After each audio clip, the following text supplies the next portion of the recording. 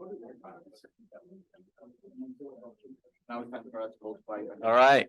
Hi, everyone. Welcome to the session. Basically, I'm going to provide a bit of context to the session. My name's Andy Balding. I lead the engagement and piloting work of Global Canopy related to the TNFD, so the Taskforce for Nature-Related Financial Disclosures. Today, we're joined by a number of great speakers, so I won't spend too long on a mic. The speakers today, we have a representative from the TNFD, so Felipe Arango, and I'll do a better introduction in a second. And then we have representatives from a few financial institutions who are part of our piloting program, Grupo Sura and JGP Asset Management. And then we're also joined by environmental consultancy Frontierra, who have been supporting these two institutions on their pilots as well. So the pilots are predominantly focused on deforestation, and that's because the technical support was funded by NICFI, who focus on deforestation type projects. Maybe without further ado, I'll start by introducing our first speaker, which is Felipe Arango. Felipe is going to give a bit of context to the TNFD, so the version 1.0 final recommendations. As you may be aware, these were released on Monday. So Felipe will provide a bit of context to that. Then I will go into a bit of context around deforestation in the TNFD. And then we'll get the financial institution representatives up on stage to talk about their piloting experiences. So Felipe, please do come up.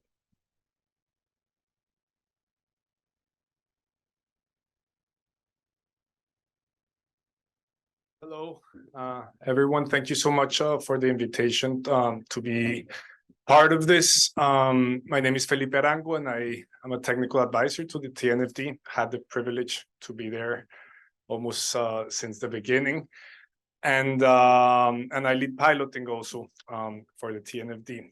For those of you that have listened this before, I apologize in advance. It might be repetitive if you've been in another session, but it's important for you to have at least a high-level overview as to that very symbolic launch that happened last Monday. We like to say that we brought the bees into the place where the bears and the bulls were, but it's a seed that was planted at the heart of the global financial system, which hopefully will reap its benefits.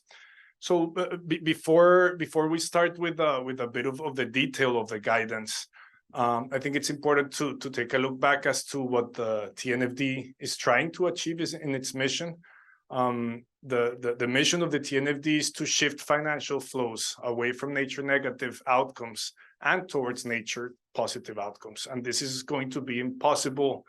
It will not happen if transparency is not front and center. If there is no disclosure about nature-related impacts, dependencies, risks, and opportunities, it will not happen. And also it will not happen if organizations don't have the tools to manage and understand their nature-related issues. So that was the origin of the mandate for the TNFD, and we took a different approach to its development. We took an open innovation approach through the last 2 years, and we have some task force members present from our design team. That market-led design team plus our knowledge partners put out there 4 beta versions, and we were collecting constantly information and feedback from our forum members, from more than 240 pilot testing organizations, and from our cohort of knowledge partners, which was fundamental and central to constant iteration and listening to the application of the framework. What else will you see in this final or version 1.0? Alignment was something that we were really intentional in working with the task force in taking the 4th beta version to version 1.0. And alignment, it starts with the overall global commitments. We have the IPCC and the Paris Climate Accord. We now have the Montreal CUNMIC global framework to refer to. And then following down in terms of the alignment, With TCFD, you're going to see when I walk us quickly across the disclosures, there's a great alignment with TCFD in terms of its structure, of the language, of leveraging the highway that TCFD already has with regulators and with central banks and with supervisors all over the world. And also because we believe that integration between climate and nature is entirely needed. Actually, the atmosphere is one of the nature realms we have defined in TNFD, accompanied by fresh water, by land, and by ocean. So that integration and that alignment is fundamental. We were very happy also to read yesterday from ISSB and IFRS an announcement congratulating TNFD for its launch, but also saying once they have their agenda in terms of when they're going to approach nature, define that they will definitely look into our work for potential integration into their future standards, similar to what they did with TCFD. And very important also the alignment of the jurisdictional level. Rest assured that the language in the final version of TNFD is not only aligned with ISSB language and with TCFD structure, but also it will help, and this is what pilot testers are telling us, it will help in the alignment with CSRD and the SRS requirements in Europe, or to align with Article 29 in France, or with the legislation in Brazil. We have been very intentional in making sure that it supports in terms of being aligned with the requirements for corporates and for financial institutions. At the heart of our framework and what we have put out there, and again, transparency is required for the market and for society to make the right decisions. We have replicated in many respects 11, or brought over 11 of the recommendations from TCFD. We have maintained that structure, the structure about organizations and financial institutions telling the story about governance, about strategy, about risk management, and their metrics and targets linked to transition plans in the strategy. But nature required some additions. I don't know why that slide doesn't show. Let me just walk you through some of the most important additions for those of you familiar with TCFD. First, in the governance pillar, we have a disclosure requiring organizations to be transparent about their policies regarding human rights, and especially around the engagement with indigenous people and local communities, recognizing that people are central part of nature, and that nature contributions to people, and a rights-based approach to this is fundamental. One of the most important bodies that we engaged with in the development of the framework was the Indigenous International Forum for Biodiversity, the IIFB, and in part of the discussions in previous beta versions, stakeholder engagement and rights-based approach was very much seen as a risk management aspect, and together with their input, it was actually put into governance at the highest levels of disclosure in terms of how organizations make decisions. You're going to see some interesting disclosures in terms of strategy. In the strategy column, you're going to see a requirement for disclosure regarding location and regarding places. What are the strategic approaches and the strategic priorities that the organization has set out to understand where its value chain or its financed activities, in the case that we're going to see in the pilots here, where do they interface with nature, and how are they selecting ecologically sensitive locations and developing transition plans and strategic approaches that are precisely focused on achieving those nature positive outcomes. In risk management, and this is something that climate or TCFD didn't have, you're going to find a requirement for traceability and for transparency. How much can you trace upstream and downstream the interfaces of your value chain with nature for corporations, and of course for financial institutions? How far can you get in your finance activities in terms of understanding its impacts and dependencies around nature? And in metrics and just quickly there on transition plans also, how resilient is your strategy to scenarios, but also what are the transition plans that you have laid out. In nature, perhaps we're going to be talking about various transition plans, not a very simple transition plan in energy towards a 1.5 scenario, but transitions around soil, around pollution, around water, and a diverse set of issues.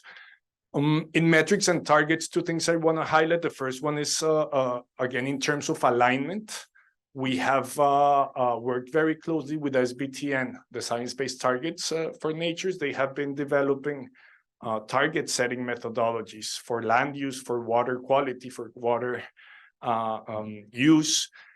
And these targets are very much linked to place. If there is something that we want to bring to the conversation with the application of the framework, is the importance of place, the importance of location. So even though there could be targets at the business level, at the enterprise level, in terms of traceability, of circularity, of resource efficiency, of input selection, it is important that when those locations are prioritized, and we have provided guidance to prioritize locations, that science-based approaches are used to make sure that the rhythm of extraction of water from a reservoir is sustainable, or that land use changes are aligned with ecosystems carrying capacities and thresholds. And we worked with various knowledge partners in the development of, this is not working anymore, yeah.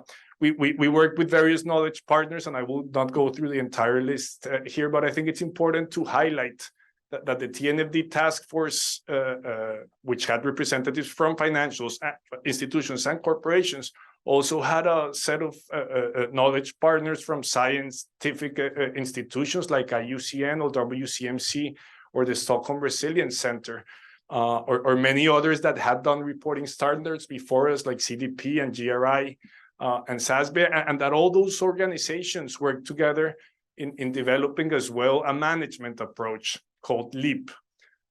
LEAP stands for locating your interface with nature, evaluating impacts and dependencies, assessing risks and opportunities, and preparing to report, but also preparing to change strategy and to change capital allocation. This guidance has been published. The same group of knowledge partners also helped us develop a set of 14 metrics for core global metrics that allow organizations to measure and report dependencies and impacts, but also risks and opportunities. And we have a set of metrics that will focus also on analyzing the state of nature. It doesn't make any sense to not link performance to the sustainability context of place. So not only corporate impact drivers and dependencies, but also how they relate to the state of nature, to its carrying capacities, to the thresholds that are set by the natural environment. Finally, just a glimpse at our publications, and we really invite you to continue accessing our site and hopefully continue to getting started with implementing the TNFD. We have the disclosure recommendations. We have a getting started guide.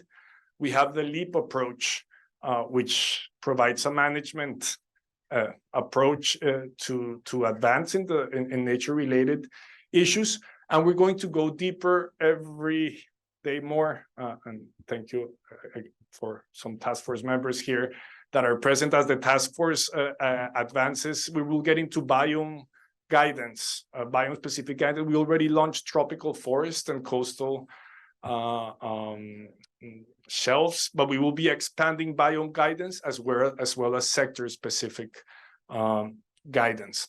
I will stop there in terms of the time allocated, but happy to answer questions after this. But just one final call for action in the sense that we have to raise the level of ambition, and we have to raise the level of transparency and of collaboration to make sure that the nature agenda advances faster than perhaps other agendas before it. Thank you very much.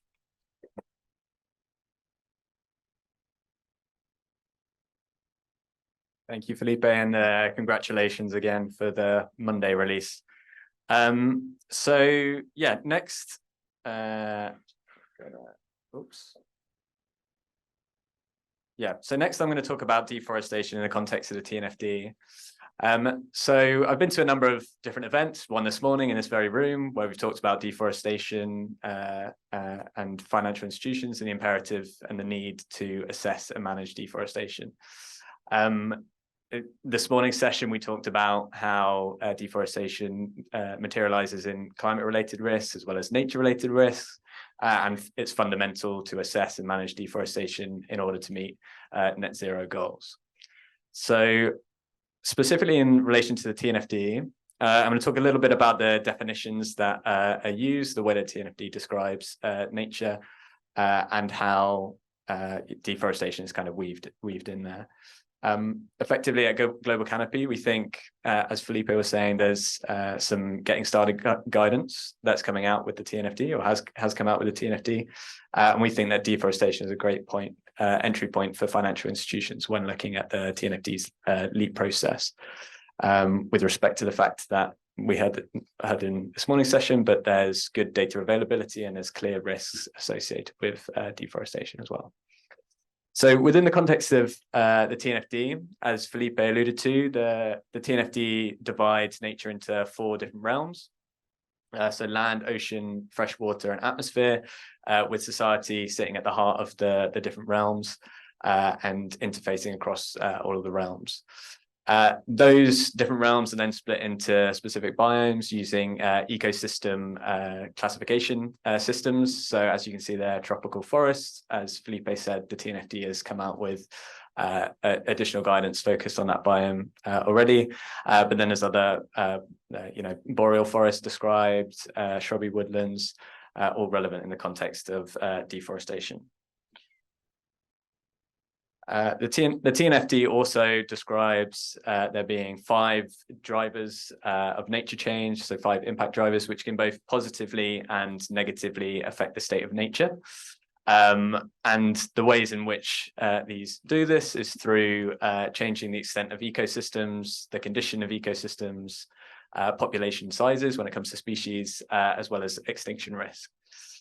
So within the context of deforestation, I think lots of people have heard the fact that was recently released, I think, by the World Resources Institute, that I think it was 4 million hectares of primary forests was lost during 2022. So clearly deforestation has the ability to affect ecosystem extent. In regards to condition, deforestation can impact water retention, can impact soil quality. For population size, it can impact habitats and availability of food, and likewise that can lead to changes in extinction risk. So how does this materialize as kind of nature-related risk for financial institutions? So the TNFD categorizes risks as three different types of risks. So physical risk, transition risk, and systemic risk. For physical risks, as I say, this may be related to decreased soil quality, desertification, impact of deforestation. Transition risks, I think a lot of people are aware of the new EU deforestation regulation, which poses a risk to financial institution, fines, reputational risks as well. And then systemic risks, which are long-term systemic risks to organizations and the wider market.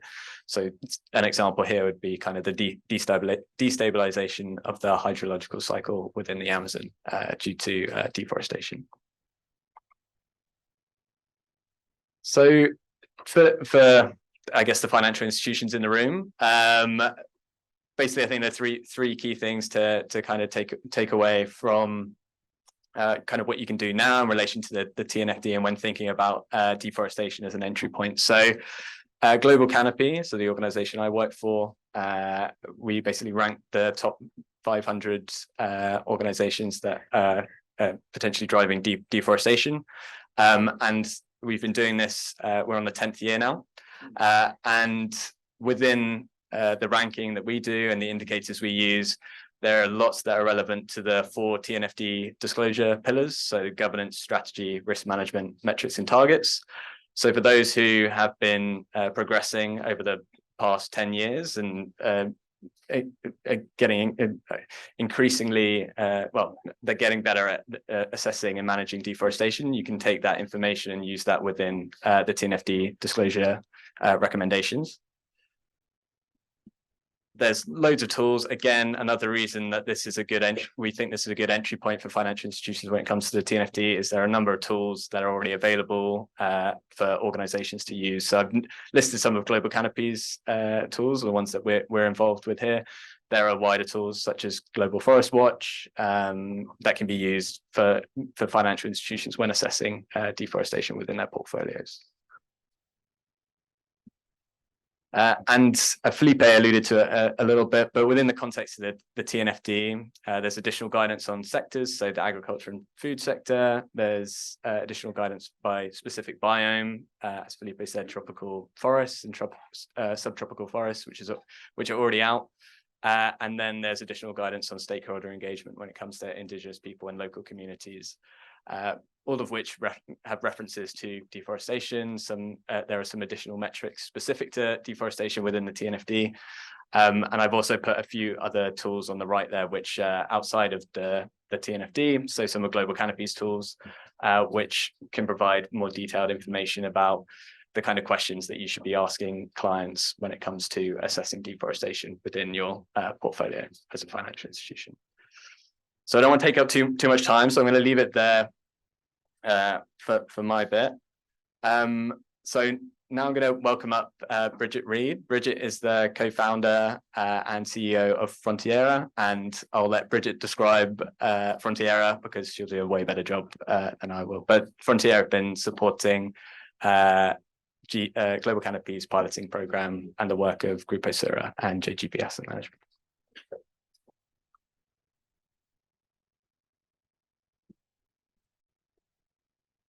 Thanks very much, Andy. So firstly, thank you very much for everyone joining today. A dear friend of mine refers to climate change as the gateway drug to environmental issues. So thank you for joining us on the next step.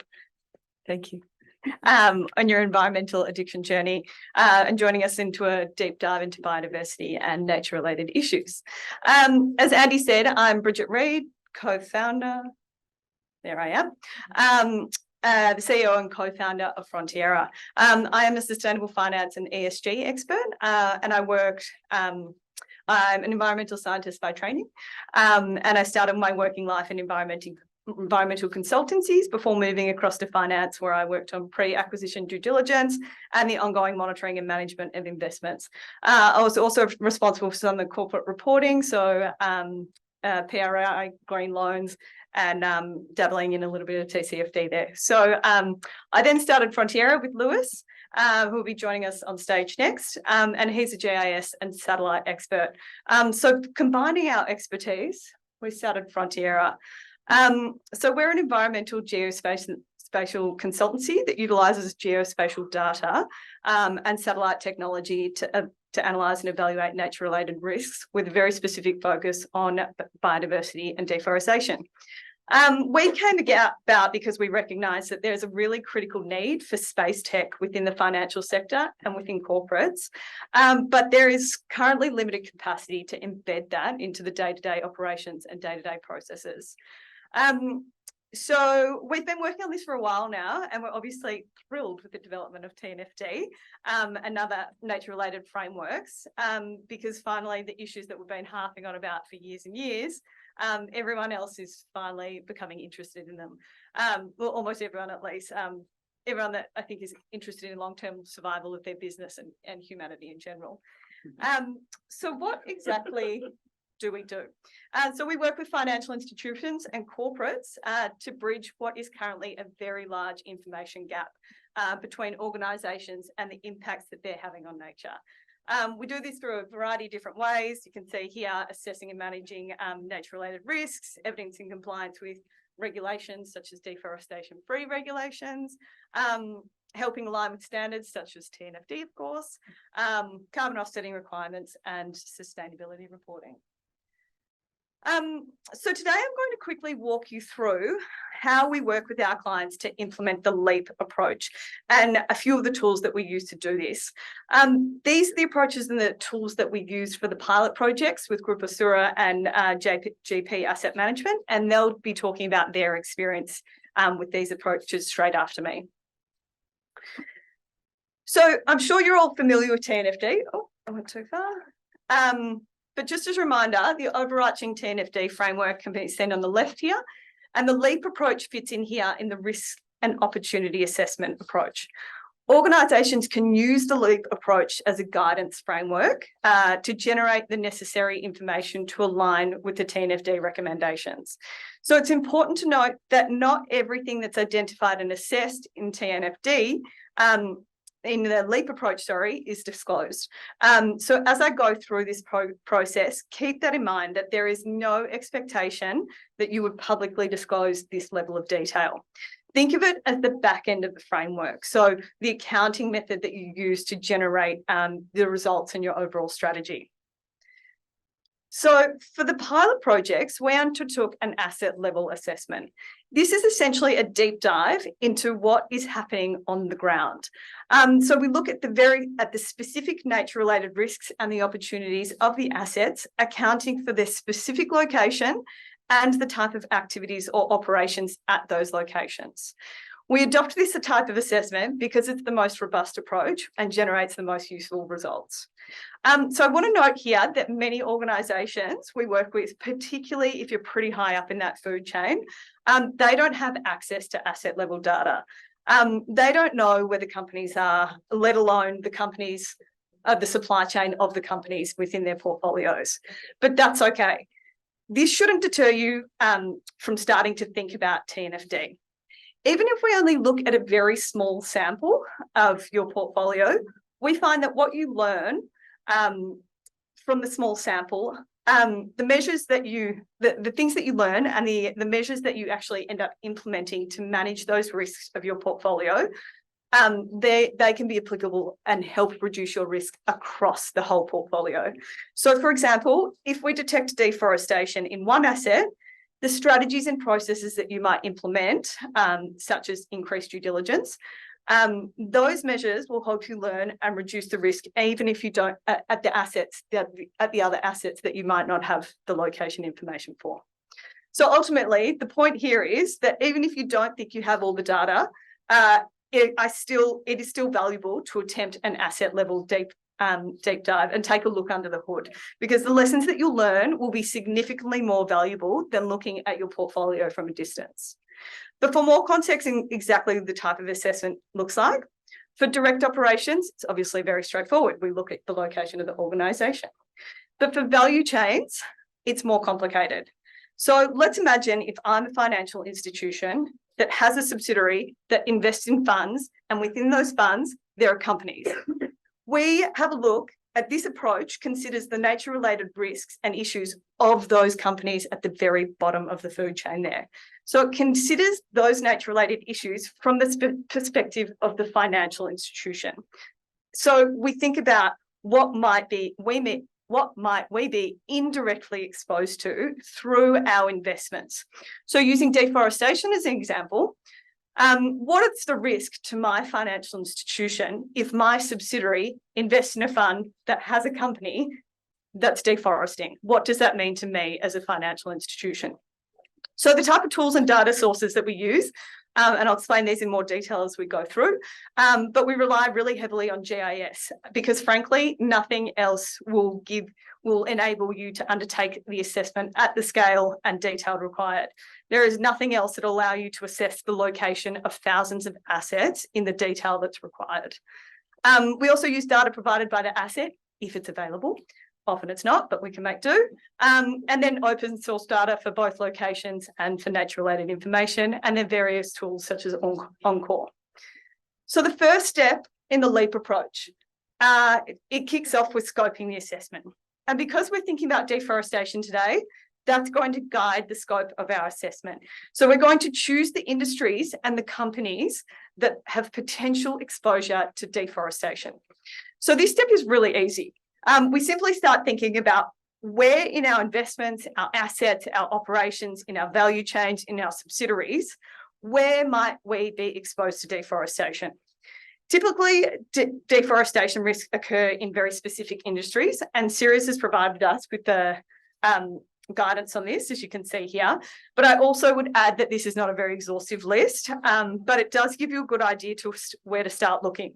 The other thing I'd like to point out here is that whilst these are the most high-risk sectors, these are also the companies with the greatest nature-related opportunities. So they're the ones that have the links to nature. So they're the ones with the significant potential to restore nature and to capitalise on the wave of interest in nature. So once we figure out the companies with those very high-risk industries that we have in our portfolio, we can then start thinking about geography. As some regions have significantly more exposure to deforestation than others. For example, my beautiful home country of Australia, home to an incredible nature and biodiversity, and also some incredibly high deforestation rates. So once we've thought about the high-risk industries and the high-risk geographies, we can then start filtering down the list of companies within the portfolio and start focusing on a few companies that we can start to drill down in. So these companies may be the ones that we've got greatest financial exposure to, or they might be a company that we're already slightly concerned about. Maybe it's a company that's already picking up some red flags. Ultimately, the key here is to identify specific companies to move forward with the assessment. Then we move on to the locate phase. So where in the world are these assets located? Where are they operating? Now, I want to drill down in this and add some colour to it. So firstly, location is particularly important when it comes to nature. It is not so much an issue with climate change and greenhouse gas emissions. Sequester some carbon in Australia. That's very good for news for me here in New York. But nature is very different. Location is nature on the other hand is very different because location is extremely important as it determines the impacts and risks due to what's happening in the surrounding environment. So as a very, very basic example, let's think about two farms that are exactly the same in every aspect except for their location. One farm is located in a water-stressed region and the other is located in a region where there's plenty of water. The farms require water for irrigation. So the farm in the water-stressed region is a greater risk to the company. It's a greater risk to my investment in that company. It's a greater risk to the ecosystem and to the local communities because the farm depends on water and is consuming water, but there's not a lot of water around. Now, we continually hear that it's really hard to get location data, especially for the value chain, and I very much appreciate the complex challenges that exist. But also, financial institutions and corporates do really complex stuff every day. So have you ever looked at a financial derivatives model that accounts for hedging capabilities, multiple types of end users and products? Like, this is a standard day in the life of a banker. So in terms of complexity, I don't think that finding the location of an address or where the assets are beyond the capabilities of any financial institution. Additionally, I appreciate that it requires additional resources to do this, but I would also caveat that there are a lot of resources out there. I used to work for a company that spent $25,000 a month on cookies. Whilst the cookies were really great for morale, so is knowing that you're working for a company that's not contributing to deforestation. So my message here is reprioritise. A few less cookies and a few more maps of locations. If you take one thing away from this event or this whole week, this is what I want it to be, this slide. I'd also like to caveat that by saying that if you are spending all your money on cookies and you don't know where your assets are, that's okay too. Don't let this stop you because we can probably figure out it anyway, or at least figure out enough of the locations to get you started. And as the industry progresses, we can gradually fill in the rest of the gaps there. And as I said previously, you will learn so much from just doing a single, selecting a sample of assets and doing a deep dive into that. So now on to how do we actually do this? So for location, we firstly ask for the boundary level data for investments or operations or the value chain. So do you have the boundary information? And if you do, can we have the files? This is very rarely available, but when it is available, it really is the golden goose, the gold nugget, because we can embed it fairly easily into a GIS analysis and map the locations really easily. This is the most robust approach, and we can be really confident in our results because we know exactly where it is and we know exactly what's happening there.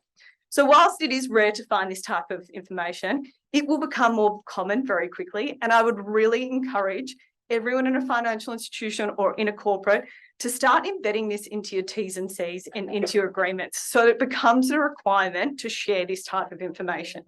Make it a condition precedent. Just say that you don't get the financing unless you start committing to providing this information.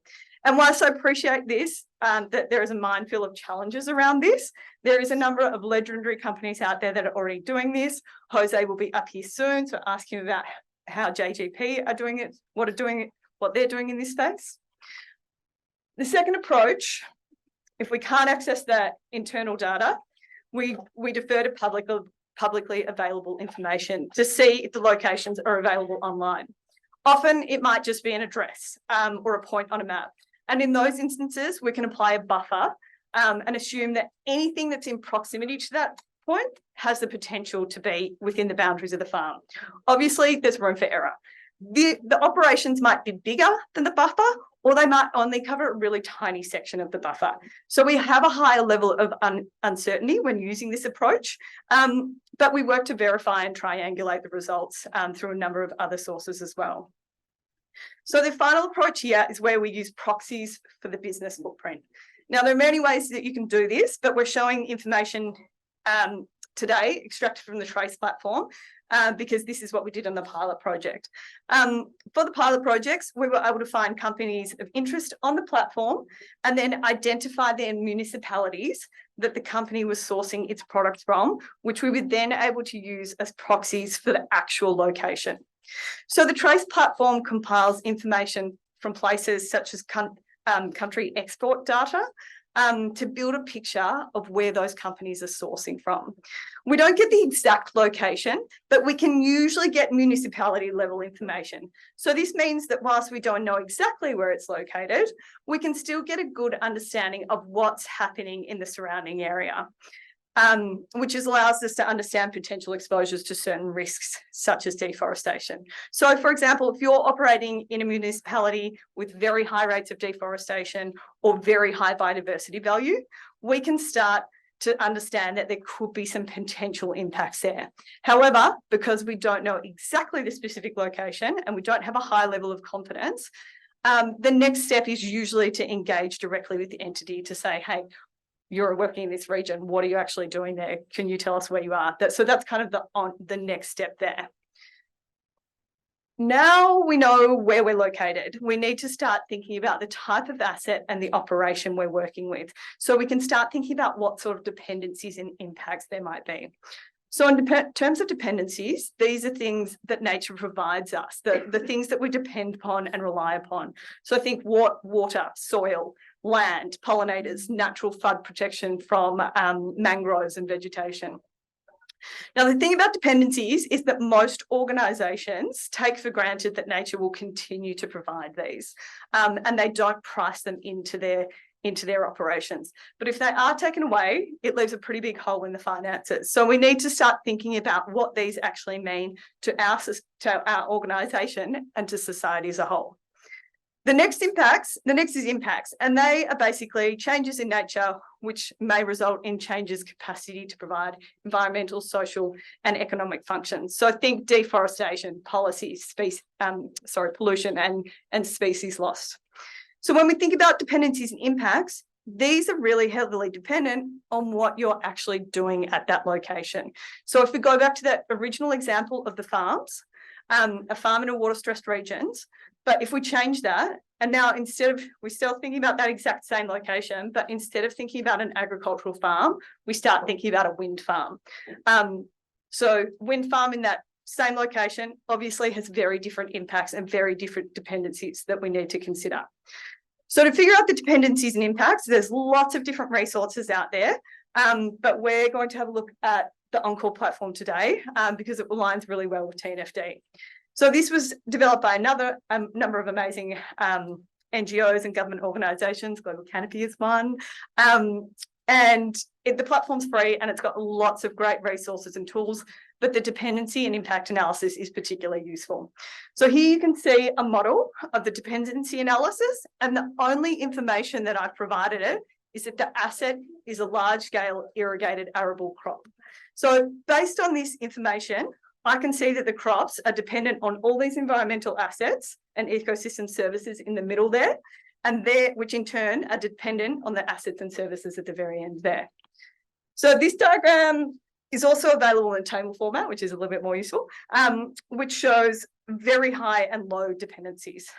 So using agriculture as an example, we're going dark, very romantic in it. Oh, there it goes. So using agricultural example, we can see our material dependencies here. So think flood and stormwater to protection. So crops are very vulnerable to flood and stormwater events. So we're pretty highly dependent on that. Water resource, obviously for irrigation, erosion and sediment control, because crops require stable terrain to root and grow. So not shown here, there's also high dependencies which cover things like soil quality, climate regulation, water quality, and we'd also factor that into the assessment as well. So next we look at material impacts. Here we go. And again, Encore provides us with a list of very high to low impacts associated with the industry of interest. Again, for agriculture, you can see here the material impacts of concern. Freshwater and terrestrial ecosystem damage and or destruction. So think damage to the surrounding waterways through pollution or land clearance and the associated deforestation and biodiversity loss. And also water use, obviously, again, going back to consuming lots of water for irrigation. Now, not shown here are the high impact things, which cover things like soil pollution, water pollution, climate change, which again, we would consider. So now that we know our material impacts and dependencies, it now informs the type of assessment that we're going to do on the locations. So we take the locations for the business footprint, and then we compare those locations with key state of nature data sets associated with those dependencies and impacts. And this is what gives us a really good understanding of what's happening in the surrounding environment and determines what our priority locations are. So for an agricultural portfolio, the nature-related data sets that we would include in our assessment listed here. We use data that's considered the most up-to-date, the most accurate, and the most refined for the region that we're working on. And we make use of authoritative sources such as government data and trusted NGOs. So you can see actually what the analysis looks like here on the left. So here you can see the sample portfolio of farms in blue, and then in orange and green, we've got the data for protected areas and biodiversity hotspots. And you can see that some of those farms are within those boundaries or they're intersecting with those boundaries. Oh well. So looking specifically at deforestation, we use the data from a range of sources such as government produced data, particularly Brazil, as well as open source tree cover loss data from Global Forest Watch and satellite data from NICFI, their Planet Service, and also from the European Space Agency. Now we can see an example analysis here, just to flag its example, it is a sample analysis. On the left, we have the satellite imagery, and we're working with the actual boundary data of the farm there in blue. Then if we look at the satellite imagery from a few years later, we can literally see that the forest has disappeared. So similarly, if we don't have the boundary data, we can do the same thing with the buffer. So within the buffer, you can see the deforestation again. Again, there's a level of uncertainty because we don't know if the buffer, if the farm is, how much of the farm is within that, within the buffer. But it's fairly common to deforest and farm outside the boundaries of your farm. So even if it's not in your farm and you're just in proximity, we really need to start asking questions about it. So the final approach, back to the Trace platform. This is where we use proxies for the business footprint. And there are many ways that you can do this, but again, from the Trace platform, we were able to, sorry, just lost my slides here. So from the Trace platform, you can see here that it produces exposure from deforestation exposure from each of the municipalities. So you can see here, the municipalities are all broken up and assigned different ratings. And then, so we know that if the asset that I'm looking at is in a region with really high deforestation, we may not be contributing to it, but there's a risk that we are. So we need to ask more questions. So We then get to where we combine the results of the analysis and we compare the business footprints with key state of nature data sets. So you can see in the table here, we assign values to each of the data sets and combine them into a nature impact rating for each location. The TNFD framework recommendations give a very descriptive recipe for what should be considered a priority location, but also we also further refine this and take it one step further to use that nature impact score. So we then break this location down into categories in order to provide further clarity on what we should be focusing on. So in this example here, we can see that we've almost got 3,700 assets, and of those, 13 are considered critical, as they score really highly in a number of the key nature-related indicators, such as protected areas, Indigenous lands, deforestation, etc. So as the financial institutions, these are the ones that I should be acting on immediately. These are the ones with the critical risk that we should be very concerned about. Then we work our way down. So just over 300 are classed as, if we walk our way down to low, lost again. These are the locations that really haven't intersected with any of the data sets and they've scored pretty low. So this means that going forward, we can monitor these sites, but on a very light touch. We then come to the assess phase. So this is where we look at the risks associated with my investment within a fund that has a company which is likely linked to deforestation. Again, we're focusing very much on deforestation here. And this again is where we need to think about double materiality here. So what is the financial risk that this poses to my company or my investment, but also what risk does that operation pose to nature? So firstly, we identify the risks, and in this case, deforestation. And Andy's gone through the risk types here in his previous presentation. So we've got a pretty good understanding of what the risk types here. And then we get into the nature-related impacts of deforestation, so species loss, reduced carbon sequestration, increased erosion. And then we get into the potential financial implications. Now, this is where we start needing input from all the different stakeholders within the organisation, because no one person in the organisation would know everything about the potential financial implication. So we need to include in the process, obviously, the ESG and sustainability teams, the risk management team, the investment management teams, who are likely going to be the ones that are the closest to the asset, the comms team, because what does this mean from a reputational perspective? So basically, every person in the business will have a different understanding about what the risks are and how we manage those. So for the financial teams, they'll see risks very different to what the ESG team, how the ESG team sees them and what the potential financial implication is. So that's why it's great to have everybody in the room there. So once we have a solid understanding of the financial implications of deforestation, we now just need to think about, are we doing anything about it already? What measures do we already have embedded in the organisation?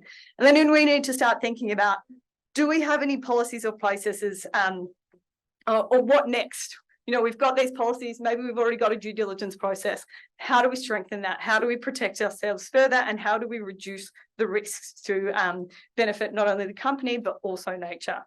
And then the final step there is the risk rating, which I would emphasize is very company specific. So if I'm a large financial institution which finances the opening of some fresh cut coal mines, but I'm dabbling in a little bit deforestation on the side, this probably isn't going to be the biggest deal.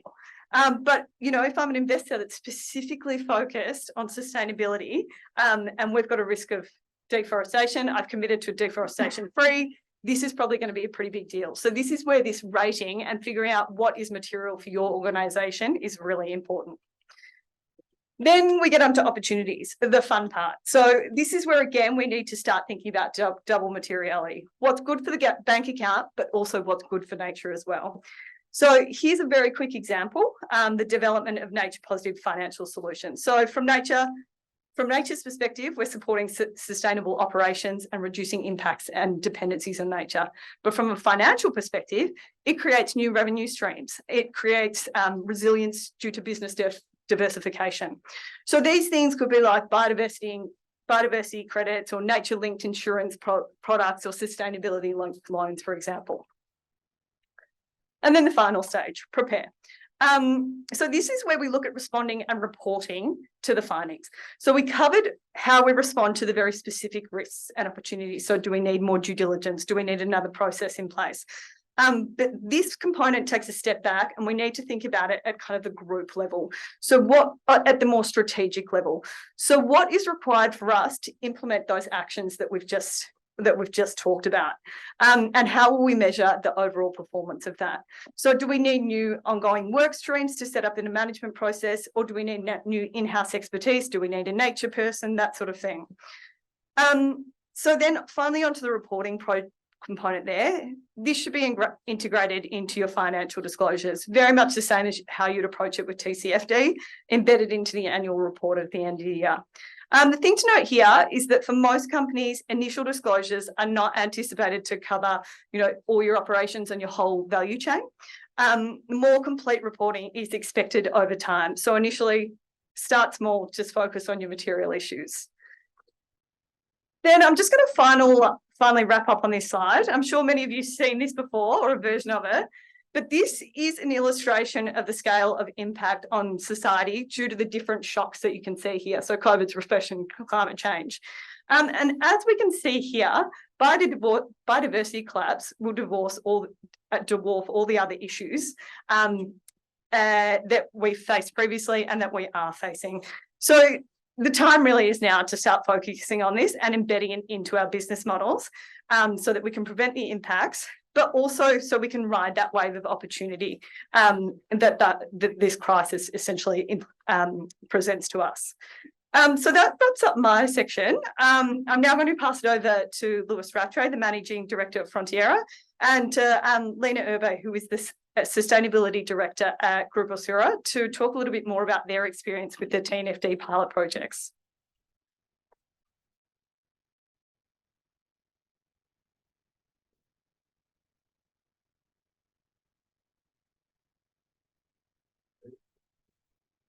Okay, is that working?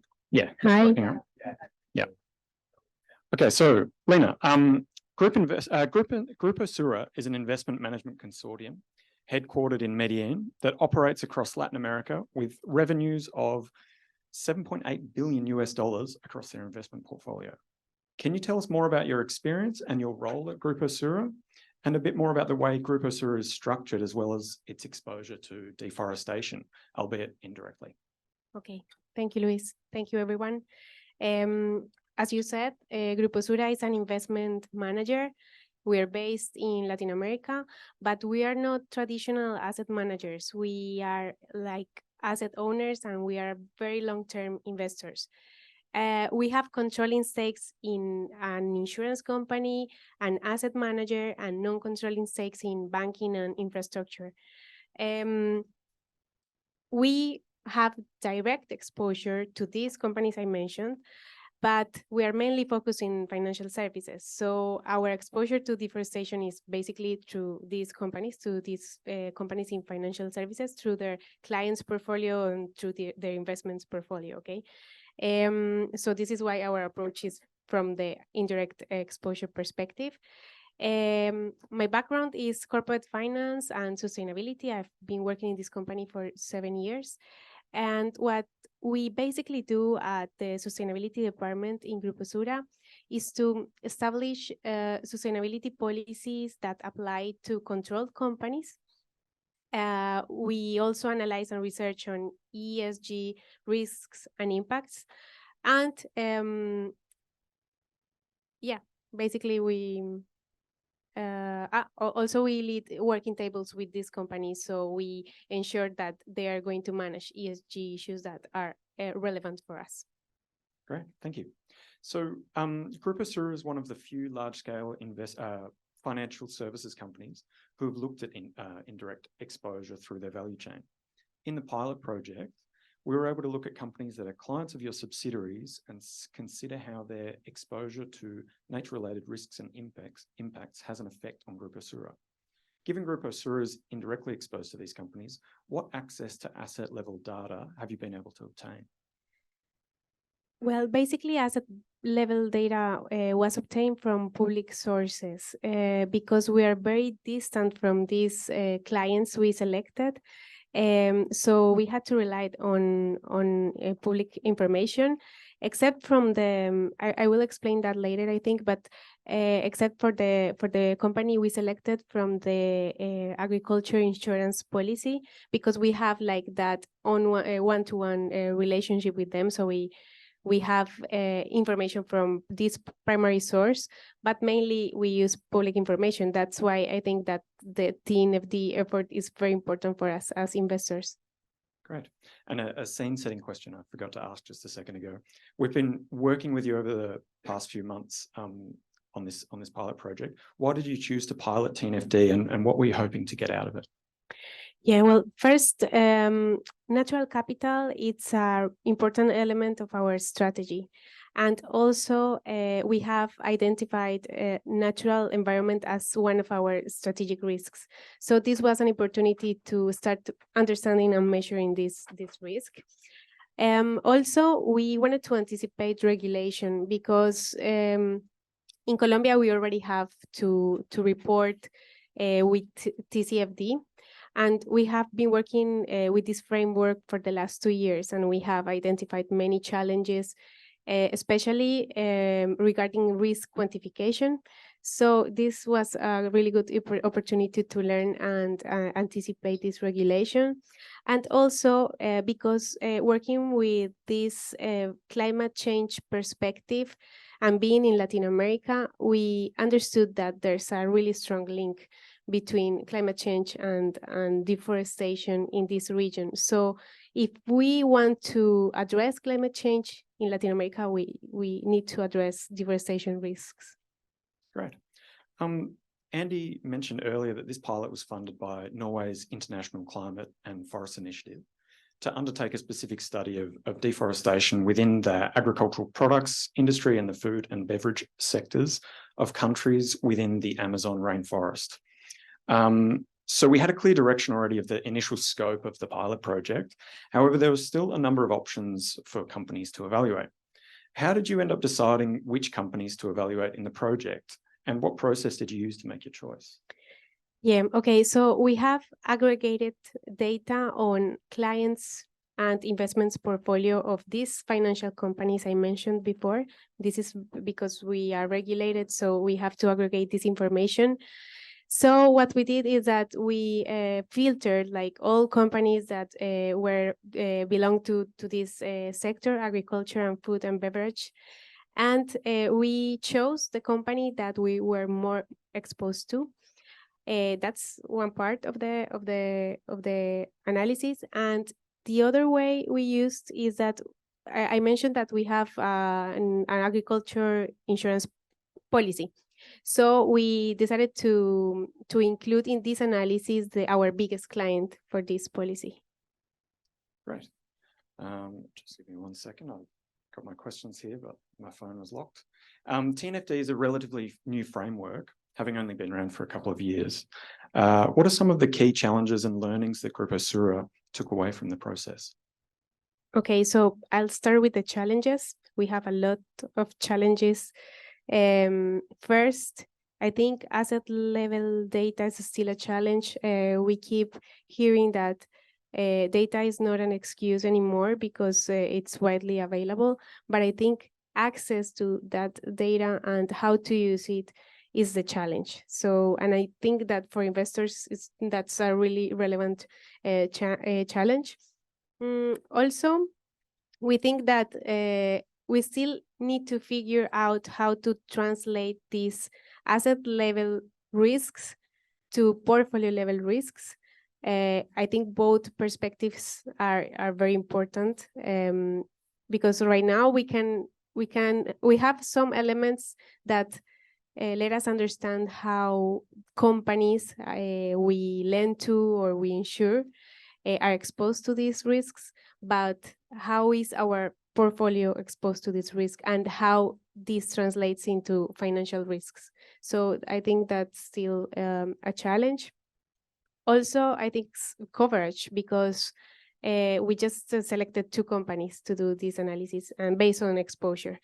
But we also invest, for example, in sectors that are biodiversity sensitive, for example, mining. So yeah, I think we still need to amplify that coverage. And finally, we also have like really important exposure to sovereign debt. And I think that remains a challenge, like how to address biodiversity risks in this asset class, because you can understand biodiversity risks from country level perspective, but it's not easy to translate this to maybe questions in a due diligence or maybe into an engagement strategy with countries. So that I would say that. And learnings, well, we learn about the LEAP methodology. I think that's a big learning. Also, we got to know databases and tools and how to use them. So I think that addresses a bit the challenge I mentioned about data, because now we at least know a bit more on how to use that data. And also we got recommendations on some indicators at portfolio level, which was also one of the challenges. So I think that's going to be very useful for us. Fantastic. Oh, that's great to hear. So the findings that have come out of the pilot study, how will they influence the operations of the business and decision-making in the future? Yeah, we have 2 processes that we want to make more robust. The due diligence process needs to incorporate more assessments regarding biodiversity, and it will help us define how well these companies are managing these risks, because right now we can understand inherent risks, but we need to know if these companies really have processes in place to mitigate those risks. So we need to make our due diligence process more robust. And also, I think this gives us elements for our engagement strategy with these companies. Now that we know that maybe there's a risk or associated with biodiversity or deforestation at asset level, then we maybe can approach that company and then understand better how they're doing it and why. Okay. And finally, just briefly, I think, are we running short on time? We're a bit behind. We're a bit behind. Just before we wrap up, can you tell us a little bit more about how you intend to continue with implementing the TNFD framework beyond the pilot project? Yes, the first thing we want to do is to replicate this analysis with other companies, maybe in other sectors that we believe are biodiversity sensitive. And also, we want to use the learnings and maybe incorporate them also with the process we were performing before associated with TCFD. We need to homologate this and maybe do like a unified framework and strategy. Great. Well, thank you very much for your insights. I hope it's been interesting and informative for anyone else from financial institutions looking at the beginning of their TNFD journey. You.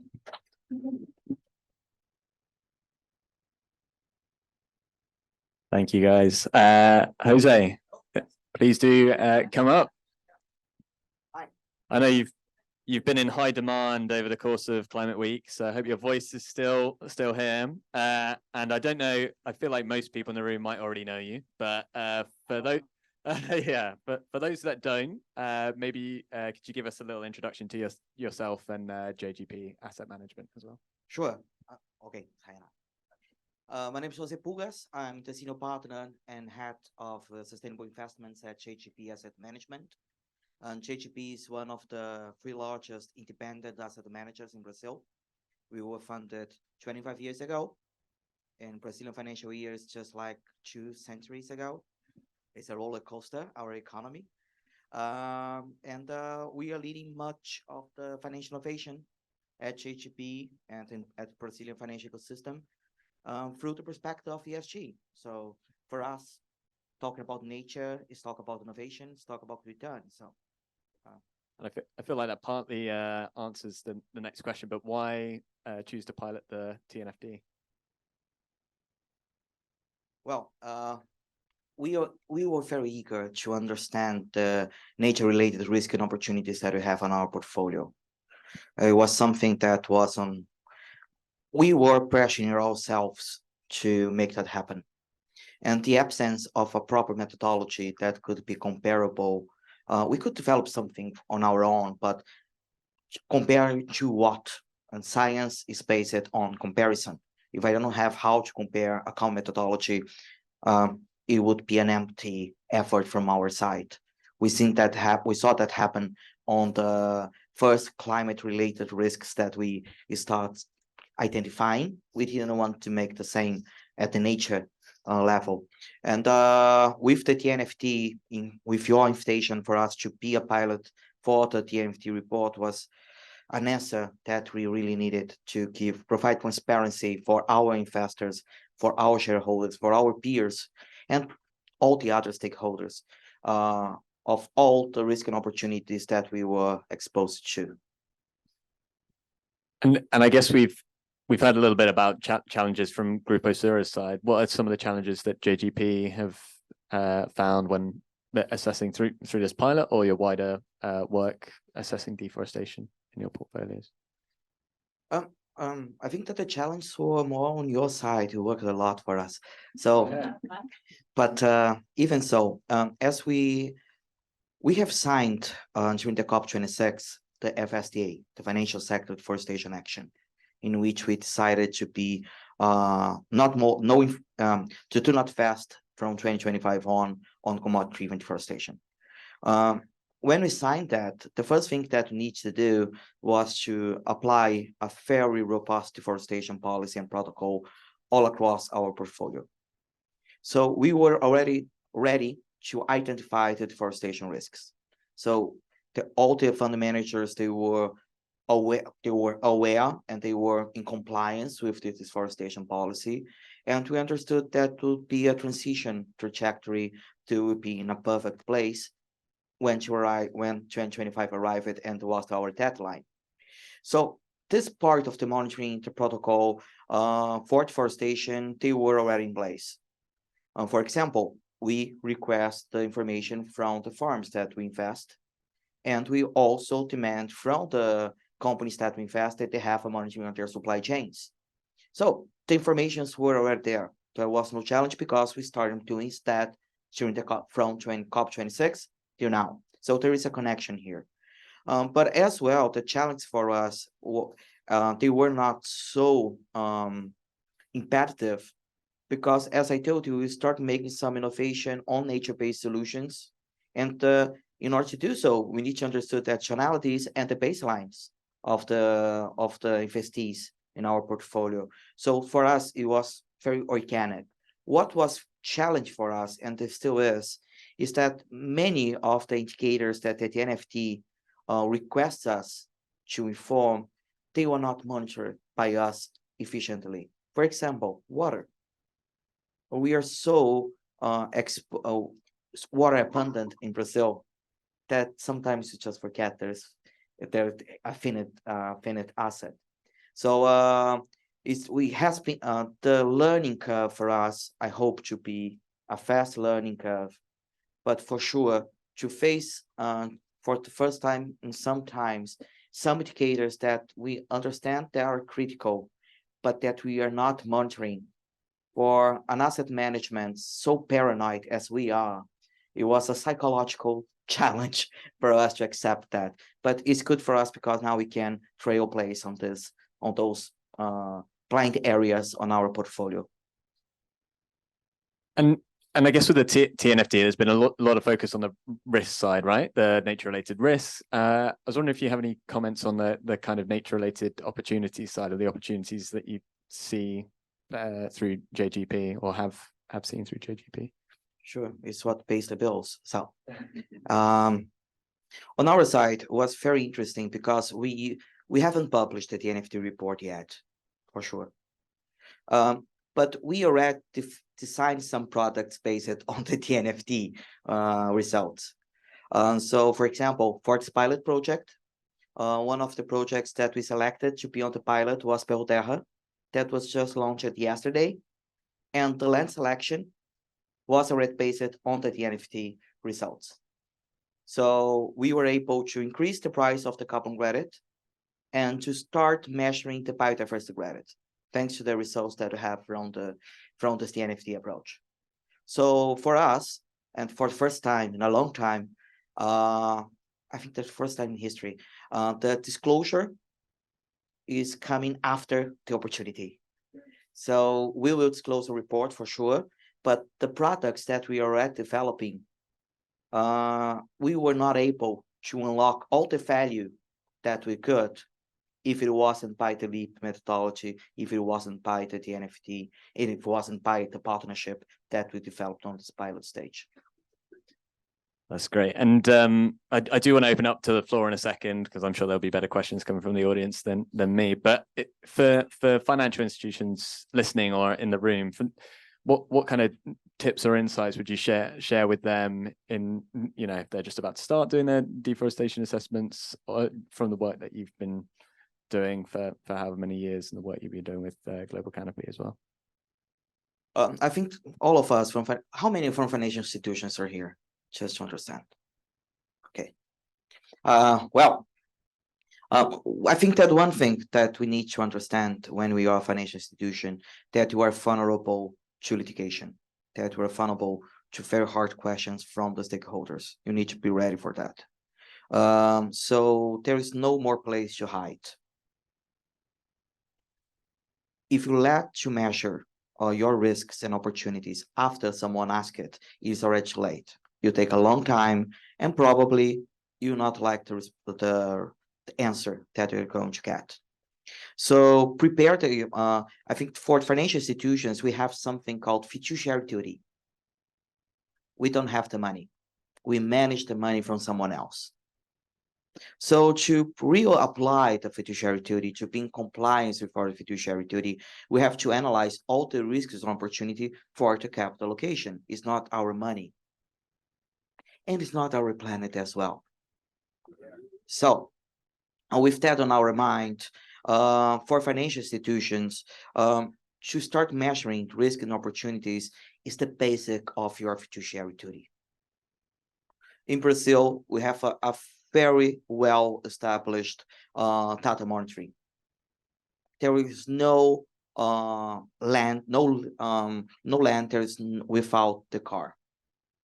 There is the land title there is established. When you go to a bank, you want some money, you need to present your car. You need to present all the geolocated characteristics of your farm. You can't escape for that. So if a financial institution says that in Brazil they do not have access to that, it's because they never ask it. And they are failing on their fiduciary duty. So for the financial institutions that are listening to that, there's no larger risk than to ignore the reality. And the reality is that the times are changing very fastly. Thank God. So start monitoring, start measuring, start collecting those risks, correcting those risks, start facing the opportunities, and start making money on that. That's my poor advice to the financial institutions. That sounded like pretty good advice to me. Well, I think because of time, we'll probably welcome up the rest of the speakers. So if you stay there, Jose, and if everyone else joins me on stage. I was going to ask about cookie budgets, but I thought I want some cookies. Yeah, I'll leave that to the audience.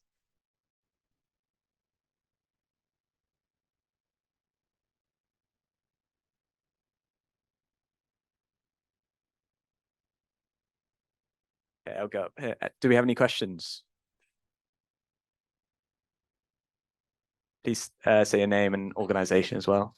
Hey, good afternoon. This is Michael Santosa from Bungie. I would like to address a question to the Frontierra lady. Sorry, I forgot your name. Sorry. In this last speech, we were hearing our friend from the Brazilian financial institution talking about the opportunities that are out there also, right? So I was part of the task force for the development of TNFD. And this is something that we were really proud of in terms of opportunities, right? And think about what are the benefits that you could have with the tool. I felt like in your speech, you were talking much more about risks, allocation of capital, and how to make certain that you can mitigate these negative aspects. Have you thought about also using TNFD as a way for you to find opportunities? Because that's another lenses that you could have. If you have a company that is somehow in a location with deforestation, this company will make the change to stop deforestation rather than being a company that should be avoided in terms of risk due to the TNFD. So how do you see these possible other lenses that Frontierra could have the usage of? Absolutely. And that's something we definitely think about a lot. So from the opportunity perspective, I didn't spend a lot of time on it, but it is something we do focus on.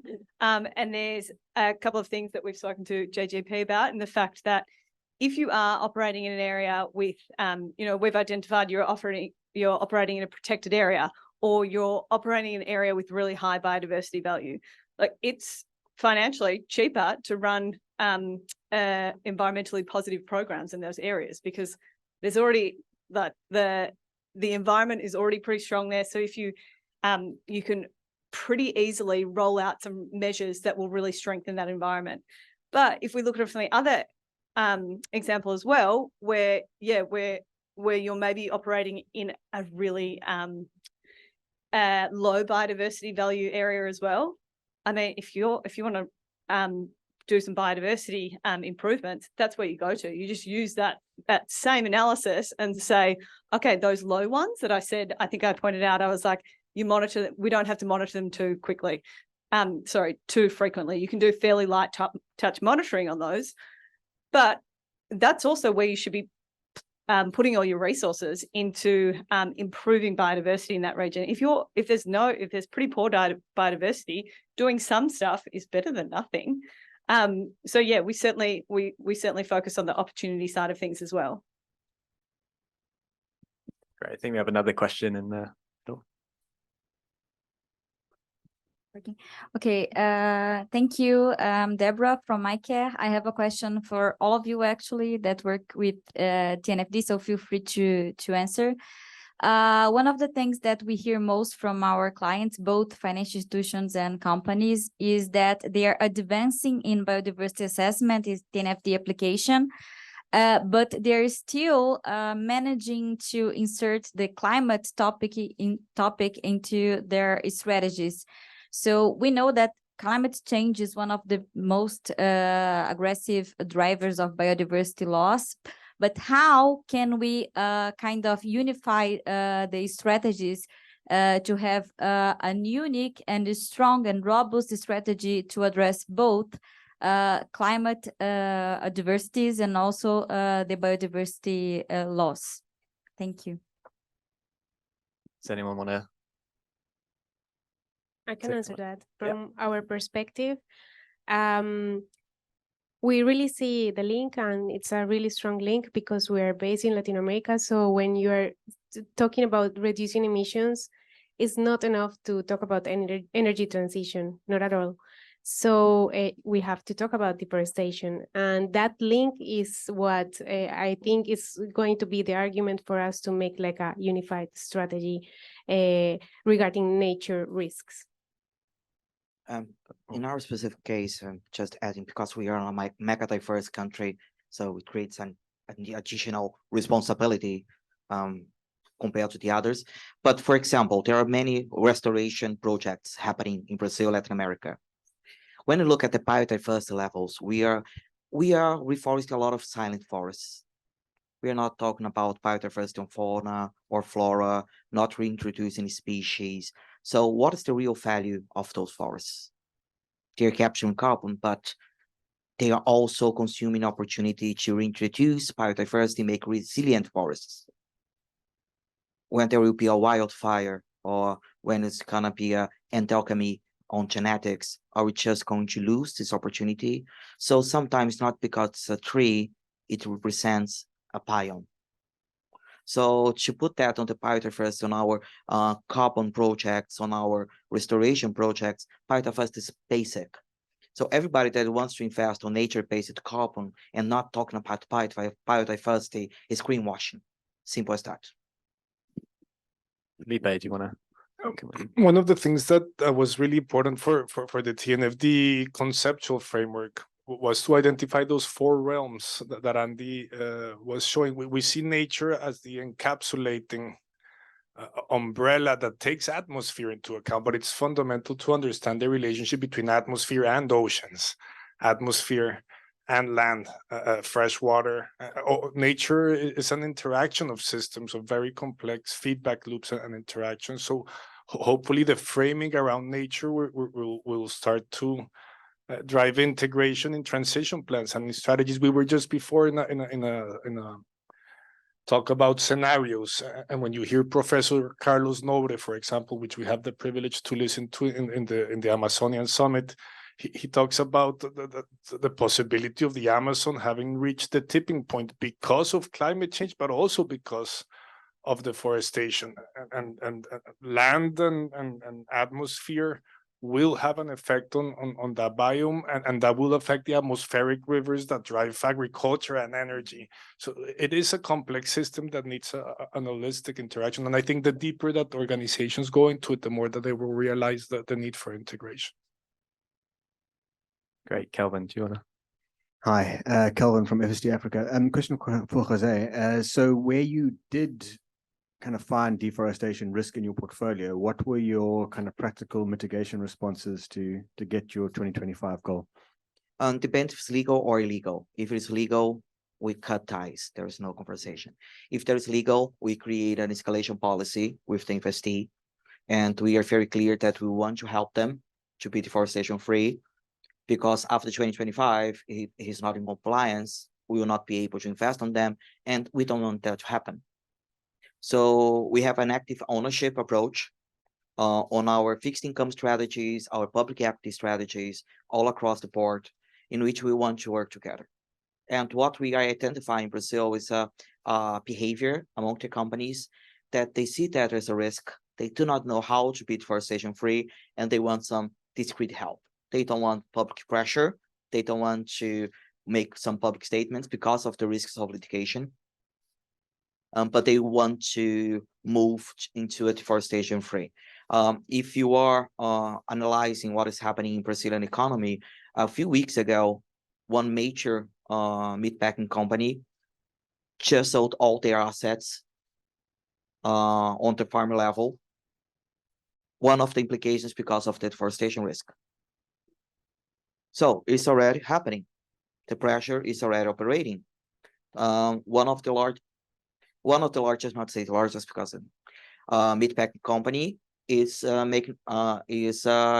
initiate the public offering here in the U.S. Stock Exchange, New York Stock Exchange, and will be under all the pressure and all the regulations from international markets and open to litigation. So things are happening. So, and on that side, to be open to discuss, to be an ally, and not create a culture of mistrust, but a culture of extreme collaboration, not judging, but supporting, is the strategy that we apply at JGP.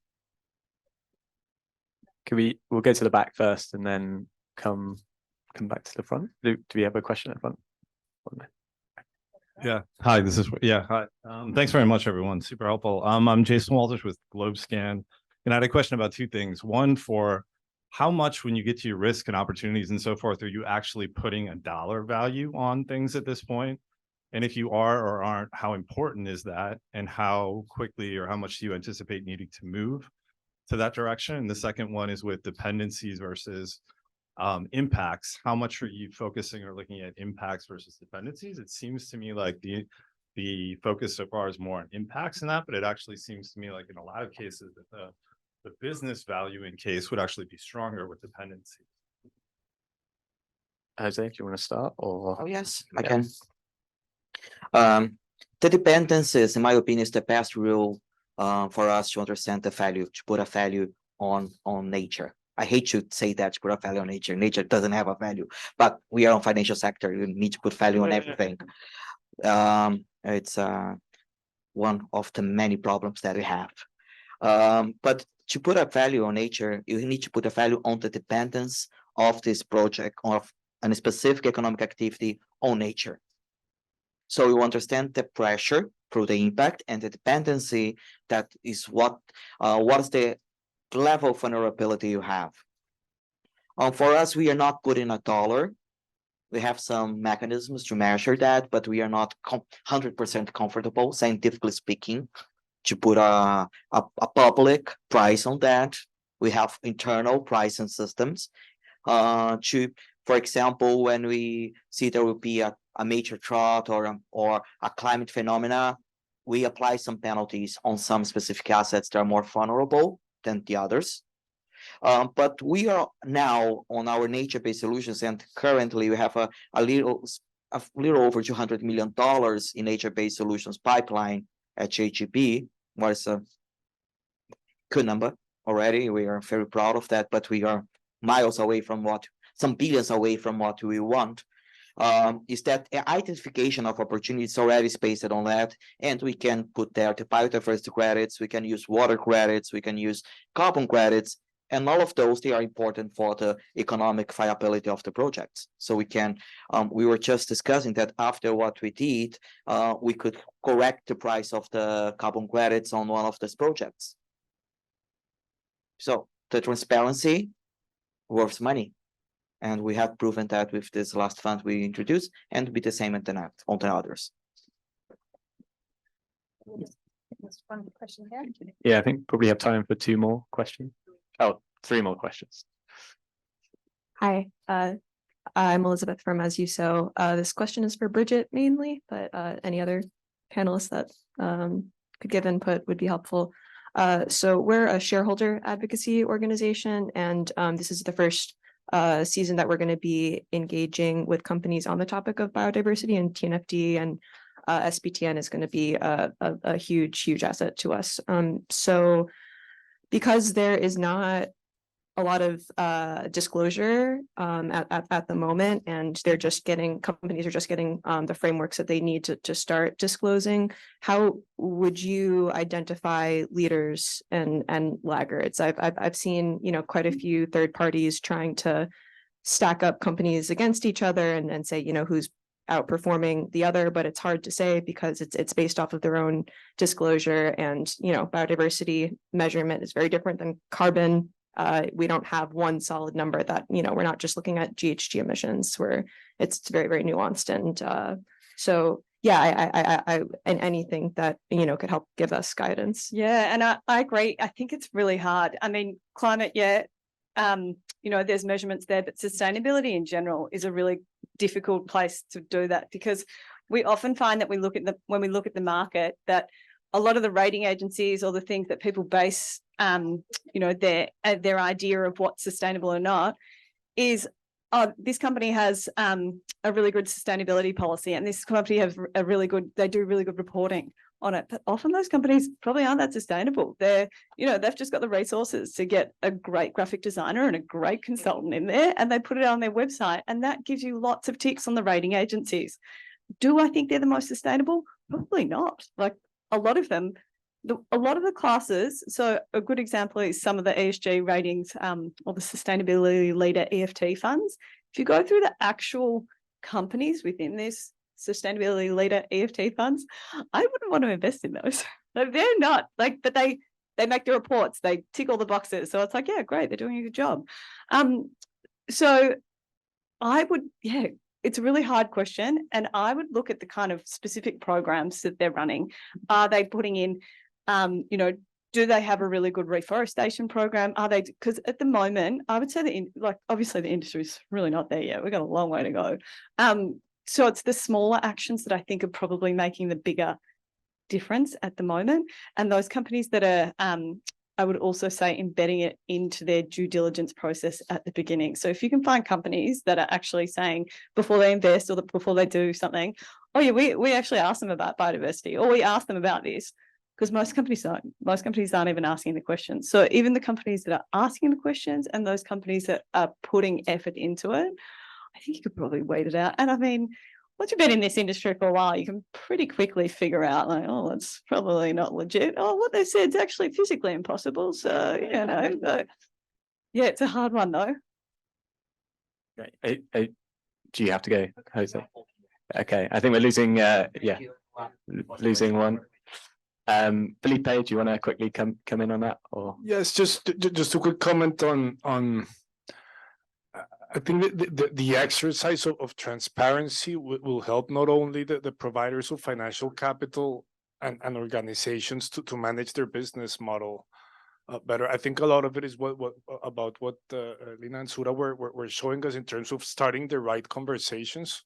I think if you can prioritize your clients for shareholder activism or for asset management or for investment, and you can start the right conversations with them, you'll get either a disclosure report initially or answers perhaps that if they haven't their answers ready, that should put them higher in the risk filter. But I also think there will be a huge role for civil society organizations, rankings like Forest 500, which starts using disclosure data to separate leaders from laggards, or the material exchange ranking that the textile exchange has for different brands in the sector, or what Greenpeace does with the IT industry. This information will also help, hopefully, society make better decisions. And the role of raters, or the integration of nature alpha data into the MSCI index, or how credit ratings will evolve with this information, will be fundamental, because we need that part also to advance.